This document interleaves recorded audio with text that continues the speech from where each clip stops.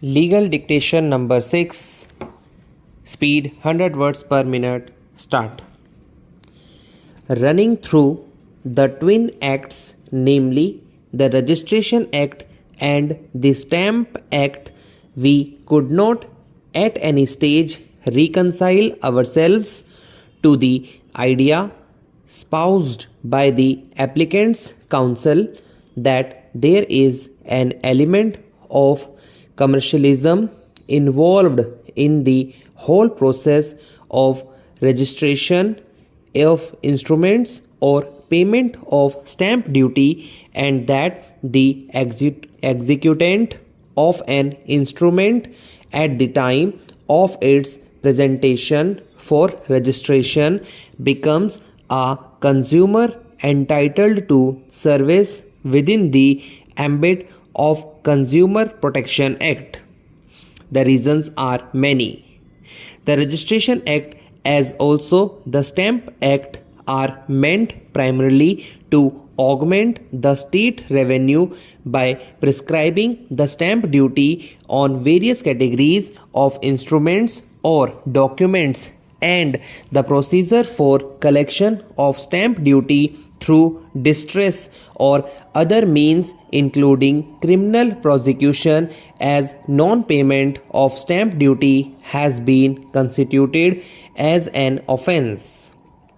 Payment of registration fee or registration charges, including charges for issuing certified copies of the registered documents or fee for the inspection of various registers or documents kept in the registrar's or sub-registrar's office, etc., constitute another component of state revenue.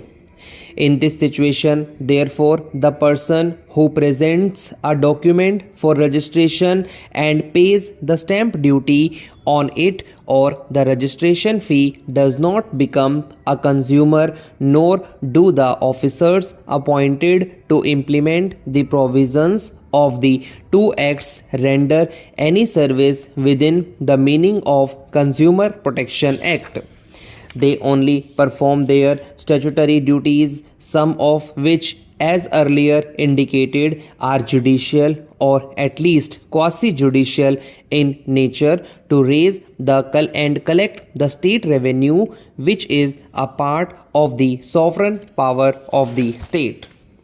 We have already indicated above that under the Registration Act as also under the Stamp Act, the officers, apart from performing administrative duties, also at times perform quasi-judicial functions. The courts are also involved at some stage in the matter of determination of stamp duty. The courts and the officers are thus component of one and the same set up under these acts. The presiding officers of the courts are protected under the Judicial Officers Protection Act 1850. Read with the Judges Protection Act 1985. But so far as the officers are concerned, the position is a little different. The observations of this court extracted above, on which strong reliance has been placed by the learned counsel for the appellant, are undoubtedly true, and we also reiterate that a government officer may be held liable in tort if, in the discharge of his official administrative duties, he acts maliciously or with oblique motive or mala fide, but the position in the instant case is different in many vital respects. These provisions were not noticed by this court in Lucknow Development Authority's case, obviously because this aspect of the matter was not involved therein.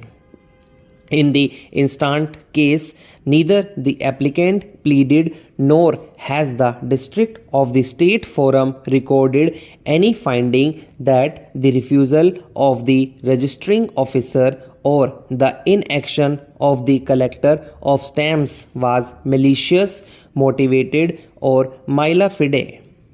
We need not, therefore, further delve into the matter.